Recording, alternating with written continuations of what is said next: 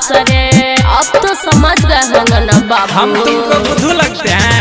हमारा प्यार के बुझी है नहीं खास रे, करे छियौ खाली टाइम पास रे।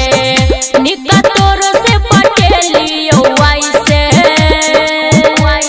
तो अच्छा सुन हमरो, हाँ किया दिल लगल छोड़ी जब छेलो तोरा जाए के जाय छियो घरे तोरा कहले भाई के। किया दिल लगल छोड़ी छेलो जब जाए के जाय छियो घरे तोरा कहले भाई के। जाय छियो घरे तोरा कहले भाई के। किया दिल लगल छोड़ी छेलो जब जाए के जाय छियो घरे तोरा कहले भाई के। प्यार में नहीं बेसी तोरा छूट देबोगे, बेसी बजबे तो सीधा सूट देबोगे।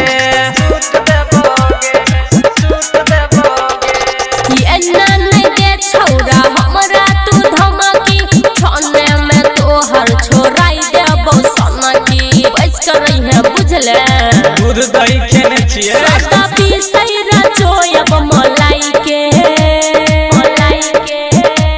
हाँ किया दिल लगल छोरी जब छेलो तोरा जाय के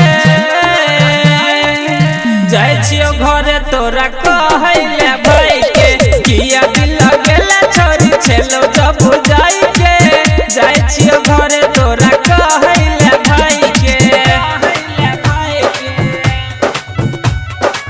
जाय छियो घरे तोरा कहले भाई के। किया दिल लगल छोरी छेलो जब जाय के जाय छियो घरे तोरा कहले भाई के। तोरा पावे खातिर रोजे करे छियो फाट गे, एतो कोई बीच में तो सीधे देबो काट गे। सुन ज्ञानू यादव संतोष हाली, लोग देख के हंसतौ बजे तौरे ताली। कन्या तो शर्म कर, चल चल बुझलियो सुमन सोना कहै छौ बुझाई के। हाँ किया दिल लगल छोरी जब छेलो तोरा जाय के जाय छियो घरे तोरा कहले भाई के। किया दिल लगल छोरी छेलो जब जाय के जाय छियो घरे तोरा कहले भाई के।